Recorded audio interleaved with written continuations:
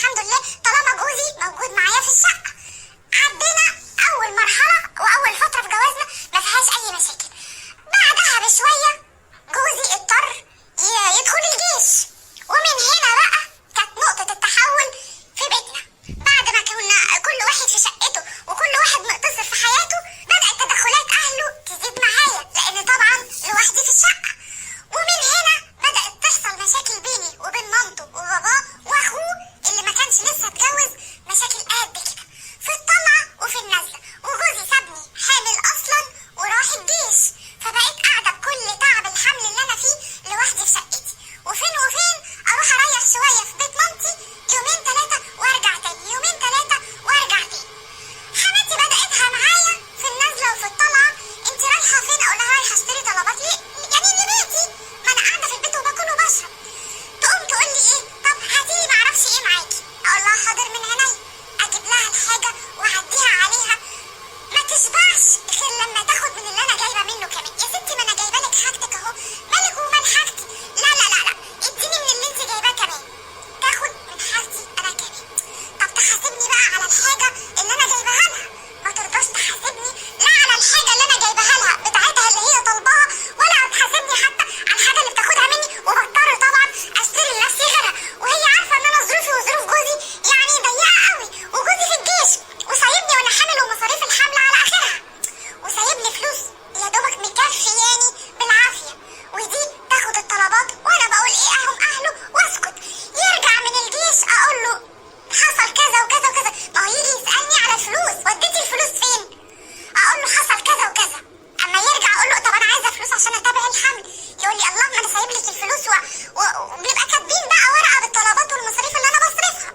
يرجع يلاقيني قاعده عند بيت ماما، يقول لي يا بنتي مش قاعده في شقتك ليه؟ اقول له ما انا معيش فلوس اشتري طلبات. ابدا اقول له اللي حصل من الست والدته، انا جبت لها كذا، وببقى كاتبه كل حاجه في الورقه بحساباتها عشان لما يجي يشوف انا عملت ايه وصرفت ايه وجبت ايه. وهو الحمد لله كان بيحبني وعارف ان انا بنت ناس ومتربيه، وعمري في حياتي ما كدبت عليه ولا اي حاجه خالص. وبدانا نتحاسب على كل حاجه، فبيقول لي طب معلش حقك عليا واصبري ومش عارفه ايه. واقول له انا خلاص انا بكبر دماغي. بس للاسف بدات المشاكل تزيد من نقطه تانية. بقوا بيحاسبوني على الميه والكهرباء والاكل اللي انا باكله اصلا في بيتي. ما انت قاعده واكله شاربه عندنا في البيت، وانا والله ما بنزل ولا بقعد عندهم اصلا ولا باكل وبشرب في حته. تقول لي يجي بابا ومامتي يقولوا لي لا انتوا واكلين شاربين عندنا في البيت، وفي ميه ونور وكهرباء وغاز لازم تدفعوهم. اقول لجوزي طب هندفعهم ازاي؟ يقول لي انا عارف. طب ما هم قعدنا معاهم في البيت ليه وصمموا واضطرينا واجبرونا غصب عننا ان احنا نعيش معاهم في البيت، بيدفعونا ثمن الحاجات دي ليه؟ وبعدين احنا بناكل ونشرب في بيتنا، بل بالعكس احنا بنشتري لهم كمان طلباتهم على حسابنا.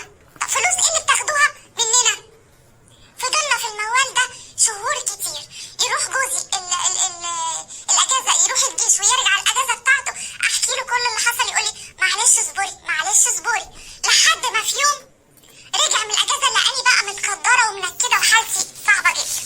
فبيقول لي ايه يا بنتي مالك فيكي ايه؟ قلت له والله ده انا عامله حسابي وكنت سالفه من ماما شويه فلوس علشان خاطر لما انت تنزل اجازه يعني اجيب طلبات واعمل لك اكل وكده. انت جاي بتبقى جاي من الجيش تعبان. فانا خدت شويه طلبات من ماما من عندها من البيت. مامتك طلعت لقيتهم عندي راحت واخداهم.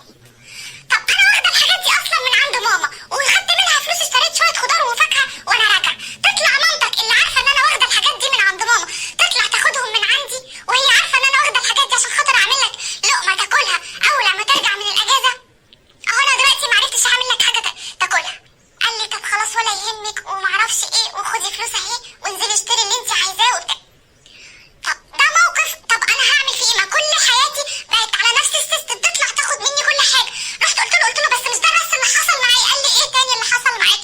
قلت له يا سيدي من اسبوع طلعوا لقيت مامتك وباباك واخوك بيخبطوا عليا داخلين عايزين نتعشى. قلت لهم طب انا يعني اتكسفت هقول لهم انت عارف ان انا ما بعرفش ارد عليهم.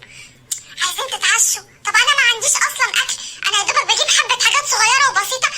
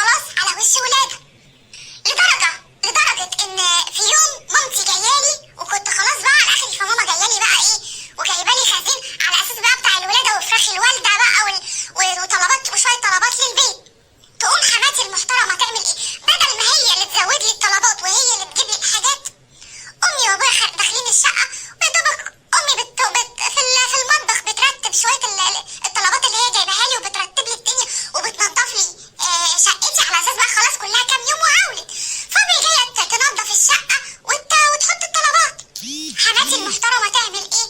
تطلع تبص لأمي من فوق لتحت، بتنضفي ايه؟ ما هي شقة كويسة اهي. وقعدت تنبط بشوية كلام كده ملوش أي 60 لازمة على أمي وهي بتنضف الشقة. وانت فاكرة نفسك معرفش ايه، وانت فاكرة نفسك لسه شديدة وصبية، ما جبتوش واحدة ليه تنضف وما عملتوش ليه؟ بدل ما تقولي لها كتر خيرك وكلمتين حلوين كده. ده انا على وش ولادة ليه تنكدي عليا وتنكدي على امي اللي جايه تساعدني؟ اصلا هي مش مضطره انها تعمل كل الكلام ده. امي قالت لي معلش يا بنتي انت على وش ولادة وبتاع وما تنكديش على نفسك، وفوت لها. بقيت افوت، ما انا كل من ساعه ما اتجوزت اصلا وانا بفوت، داخله في سنه وعماله افوت لحد ما فضلت قاعده تتفرج على امي وهي عماله تنظف في الشقه وتوضب. ودي في الاخر تعمل ايه؟ تقوم واخده 3/4 الحاجه اللي امي جايبها لي والخزين بتاعي والحاجه بتاعت الولاده بتاعتي وتاخدها وتروح نازله. فامي قاعده امي زي بالظبط، لا عارف يعني اتصدمنا من المنظر اصلا ومن الواقعه اللي هو دي قامت بعد ما الشقه اتفرشت بقى وامي كتر خيرها عملت الواجب بوزياده، راحت قايمه فاتحه الفريزر وواخده الفراخ واللحمه وداخله على المطبخ شايله الزيت والرز والحاجه، وراحت واخده بعضها سلام عليكم وراحت نازله. بقيت انا وامي قاعدين نبص لبعض كده، هو ايه اللي بيحصل ده؟ بدل ما هي اللي بتجيبلك هي اللي بتاخد، بقينا قاعدين بنضرب كف على كف لحد ما ابويا جه قال طب وبعدين؟ لا احنا مش ما ينفعش نسكت على الكلام ده، دي الحاجات احنا اللي جايبينها، يعني مش خير ابنها. لو خير ابنها وحاجه ابنها تاخدها يا ستي هي حره هي وابنها، لكن دي حاجات احنا جايبينها لبنتنا. طب هنعمل ايه؟ قعدت اتفهمت انا وابويا، قلنا خلاص لما جوزي ينزل، وكان خلاص نزل على ولادي، لما جوزي ينزل هو يشوف له حل وصرفه بقى مع اهل الغراب دول. وسكتنا على كده، وفعلا لما جوزي نزل حكيت له اللي حصل، على اساس برضه لازم يعرف انا ما بخبيش عليه حاجه، لازم يعرف هم وابوه بيعملوا فيا ايه بالظبط، والحاجات اللي هم يعني بيعملوها دي ما يصحش حد يعملها. حكيت له الموقف، قال لي وبعدين بقى؟ ده كده مش واضح، بدل ما هم اللي يقفوا جنبك ويساعدوكي ويسندوكي في الحمل والولاده اللي انت فيها، هم كمان اللي بياخدوا شويه الحاجات والطلبات اللي امك جايبها لك. ما ينفعش كده، انت بس تقومي بالسلامه وانا هيبقى ليا صرفه بقى تاني معاهم. وفعلا جوزي قال لي الكلمتين دول، والحمد لله حضر معايا الولاده واليومين بتوع الولاده الاولانيين اللي بيبقوا صعبين دول، ورجع الجيش بتاعه زي ما كان دي، وانا قاعده بابني في الشقه زي ما انا. تعمل ايه حماتي؟ تسيبني في حالي؟ لا طبعا، لازم تنكد عليا وخلاص. عملت ايه المره دي؟ داخله طلعت قعدت معايا شويه، قال ايه بتشوف النونو؟ قاعده معايا شويه قالت لي بقول لك ايه، ما تقومي تعملي لنا كوبايتين شاي كده وحاجه ناكلها. قلت لها حاضر، قاعدين في الصاله وخلاص. قلت لها حاضر، دخلت اعمل الشاي واجيب لها حاجه تاكلها اما اشوف اخرتها ايه. الاقيها عملت ايه؟ راحت متسحبه من الصاله وداخله على اوضه نومي، ويا ريت على كده وبس، لا دي دخلت اوضه نومي وفاتحه الدولاب كمان بتاعي. خرجت ادور عليها مش لاقيها في الصاله، اللي فكرتها نزلت. سامعه صوت كركبه ودوشه، ولاقي باب الاوضه بتاعتي مفتوح، دخلت عليها لقيتها فاتحه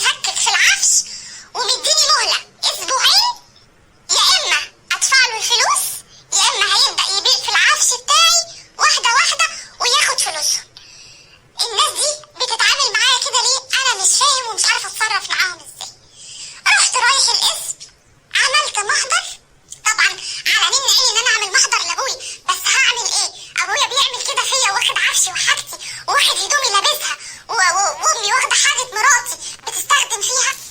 رحت رايح القسم، عملت محضر ان انا مش عارفه اخش شقتي، وان الكالون بتاع الشقه متغير وانا حاجتي جوه الشقه. راحوا المحضر عملوا معاينه، لقوا الحاجه كلها موجوده في الشقه. مفيش بعدها باسبوعين رايح استلم الحاجه، لقيت الحاجه نصها مش موجود، وابويا راسه الف جزمه اللي انا هي دي الحاجه اللي موجوده وخلاص على كده.